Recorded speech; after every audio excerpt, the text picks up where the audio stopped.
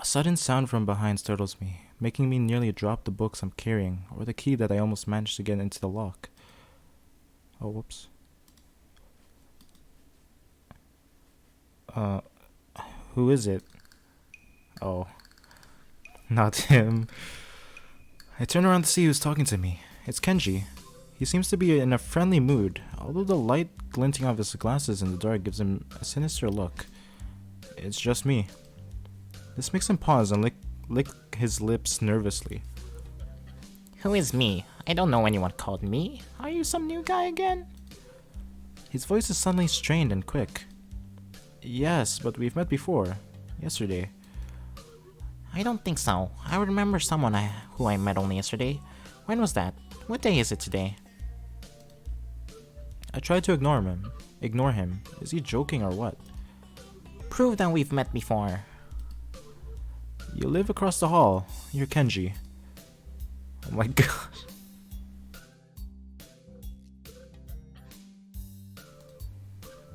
My goodness. What's wrong with him? Holy. You can see his like little eyes there too. Kenji jumps back, his eyes filled with an uncomprehending fear. How do you know my name?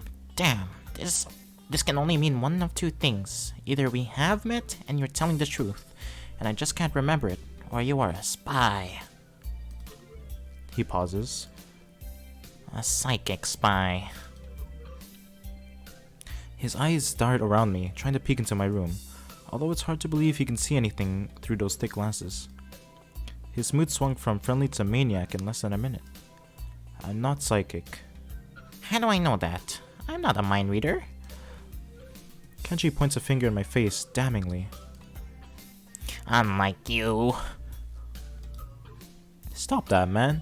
We met yesterday. What's wrong with you? I live in this room. Lies. If you think you can pass as Hisao because I'm legally blind, you are sorely mistaken. You don't even look like him. I mean, the resemblance is real slim. Maybe at a distance, but who do you think you're kidding? I want to grab him by the shoulders and shake him. Exasperated, I rub my eyes and let out a heavy sigh. Stay there. Kenji comes closer, one careful step at a time. I stay still, lest he assault me physically, although I doubt he could do much damage even if he did. Oh wait, I see it now. Damn, it is really you. Gosh. Sighing again, and then once again for good measure, I step backwards just in case. What's up, man? You don't look too good, I think. Something wrong? I don't know, just had something stupid happen to me. A few things actually, even if you discount this one. I can't get a proper touch on other people here, and I have no idea if it's because of me or because of them.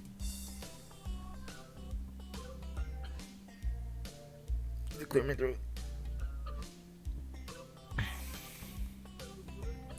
I don't know why I'm telling this to Kenji. It's not like we've had any contact either. That's rough, dude. Yeah, I'm sorry about calling a psychic spy and all, but you can never be too careful. It's the hard reality we live in. I'm slowly starting to think that Kenji isn't necessarily living in the same reality as the rest of us.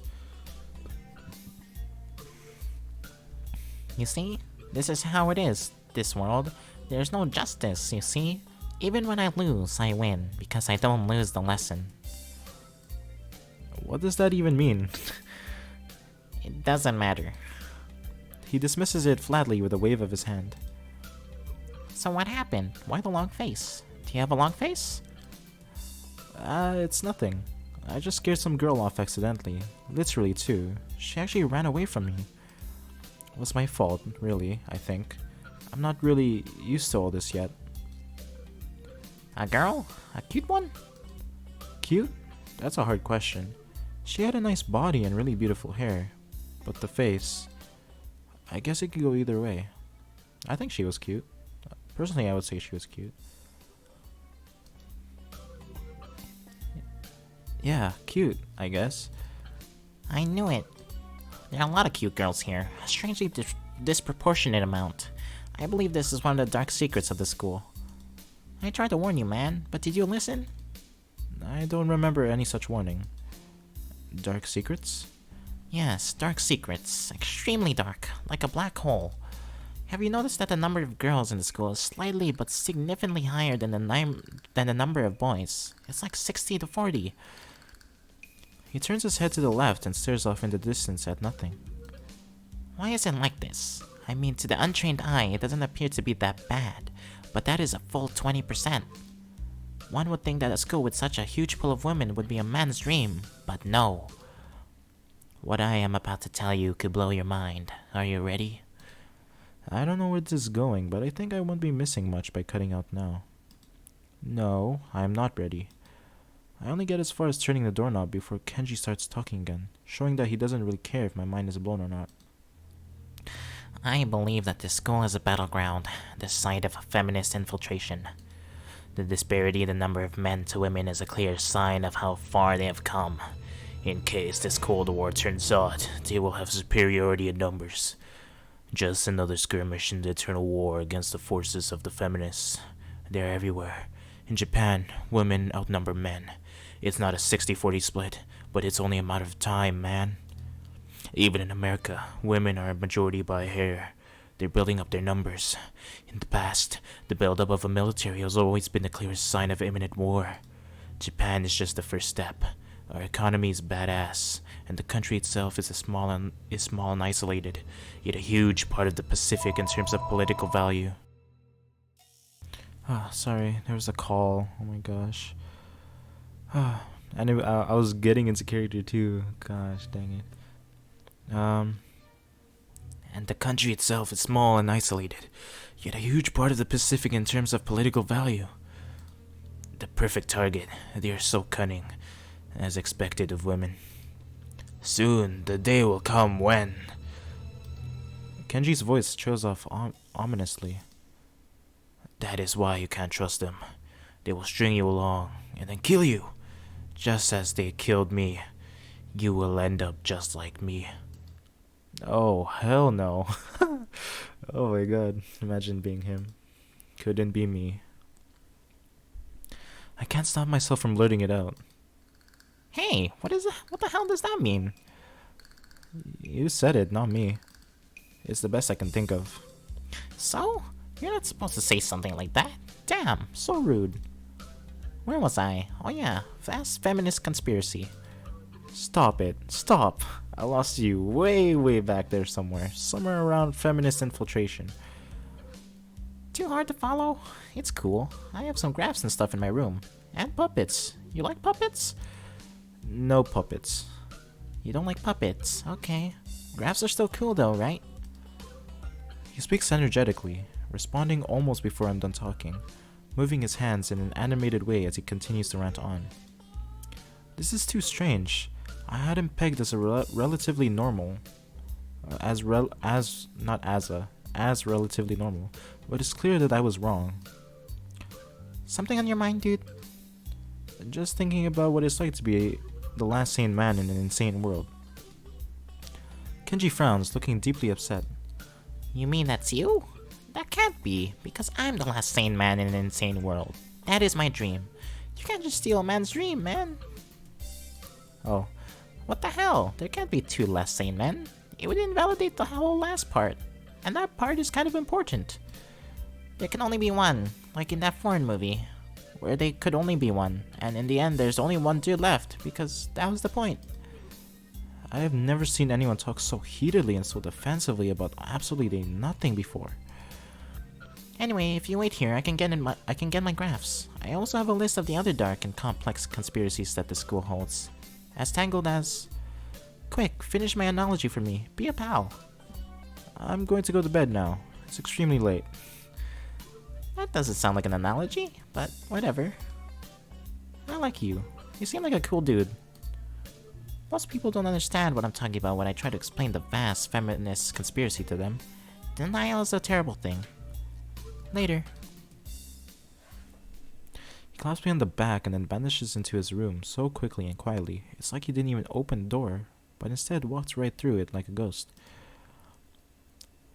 I don't know if I can fully digest what just happened, so I give up and just go to my room, kicking off my shoes before falling face first into bed.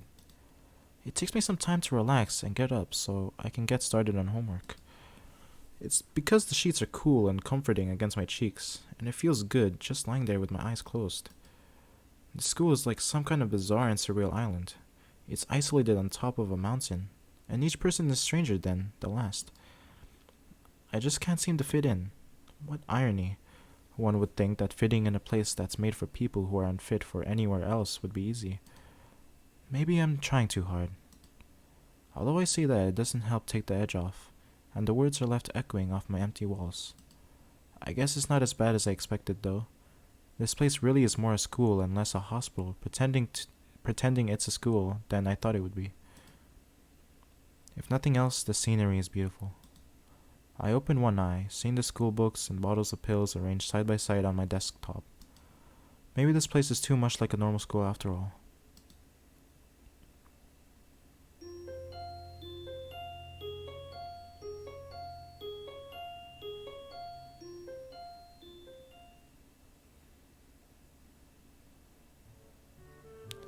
I feel very tired this morning, probably because yesterday itself was a very tiring day. On top of that, I woke up far earlier than necessary. After saying hi to Shizune and Misha, I started doing the work as instructed from the board. It already looks like today is going to be heavy. I don't have a problem with that now, though. Shizune and Misha might jump on me trying to get an answer about whether or not I've decided to join the student council, even if it's just one day. I wouldn't put it past them to try, and I don't have an answer for them if they do, so the situation is convenient for me. About 10 minutes into class, Hanako walks in and takes a seat, but no one looks at her. The teacher doesn't even comment on her lateness. He does, however, stop us to say that we're going to break into groups again. I turn my head and see that Shizune and Misha are looking at me. Shizune gives me a smile that is equal parts cute and menacing. This is a smile that says, "We have you now. There's no escape." Hee-chan, it looks like we're together again. Yay, yay. Oh god, I have to voice her again. Oh my god. Misha leans sideways while Shizune pushes her desk closer to mine. There really is no escape now, unless I were to jump through the window. Jumping out the window isn't the best option, sadly. What's wrong, Hee-chan? Oh, Hee-chan, have you been thinking about what you said yesterday? You said that you would think about joining the student council, didn't you? It's okay, Hee-chan. We were talking about it after you left, and it would be rude to expect you to already have an answer for us this early, right? Right? Ha ha ha ha ha. I'm so happy you two are able to have a laugh at my expense, and even more pleased to know that you both know how crazy the two of you can be. Now that that's over, Shizune snaps back into serious mode and smacks today's assignment with the back of her hand in an overly dramatic and important way. When I actually look at the stuff, it's mostly just reading. In fact, there are only two problems. I almost want to say something about how her rush to get started seems a bit much, considering the small amount of work. In fact, Shizune probably knows how little there is and simply doesn't care. Yeah, it seems like the workload doesn't matter to her as much as the fact that there is work. The actual amount is unimportant. She approaches everything with the same level of ambition. While I'm reading, I let my eyes wander around the room and catch Hanako trying her hand at solving the problems. It looks like she's working alone. I can't remember seeing her working with other people before. Thinking back to how shy she is, it's understandable. Hey, that girl over there. Huh? Who, Hee-chan? Her, Hanako, over there. Does she always work alone? I think so, Hee-chan. Do you feel sorry for her because she's alone? I was just thinking that maybe she could work with us or something. No, I don't think that would be a good idea, Hee-chan. Why not? Shi-chan wouldn't get along with her. Why? Misha shuffles around the question, letting out a laugh that sounds very strange. It's nervous, but still has that lilting up and down quality present in everything she says. Just because, Hee-chan. Right now, Shizune has noticed our conversation, and it makes me realize again how Misha has been signing everything she has been saying this whole time. What, Shi-chan? The friend of my enemy is my enemy? That sounds so harsh. I'm not going to say that. You said it anyway. I know, Hichan. It's fine to be over here. I wonder if this is Misha's way of keeping things fair, since without her, I wouldn't be able to understand the things Shizune is saying, and vice versa. Is that also why she signs all the time? So there's never a conversation Shizune will be left out of? Anyway, we should start on the problems now, Hichan. We finish with time to spare, and I decide to ask if there are any alternatives to the cafeteria, as frankly the food so far has been subpar. This sends Shizune and Misha arguing among themselves about their favorite restaurants. All of them are downtown, so I don't think we have time to go all the way there. And what about the bill?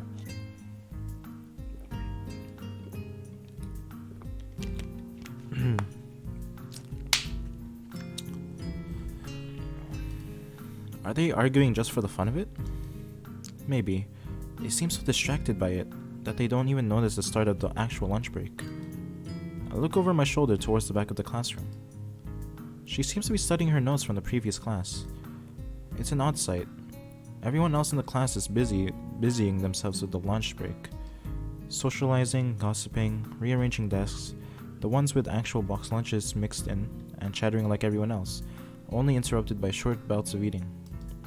But when I watch Hanako, it feels that I'm the only one who can see her, almost as if she was invisible, sort of hiding in plain sight. Is she being bullied? Is she isolating herself from the rest of the class on her own accord?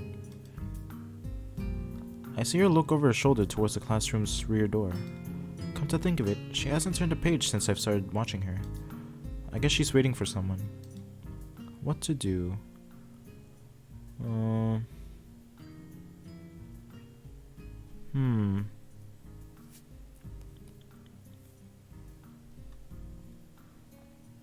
I don't know.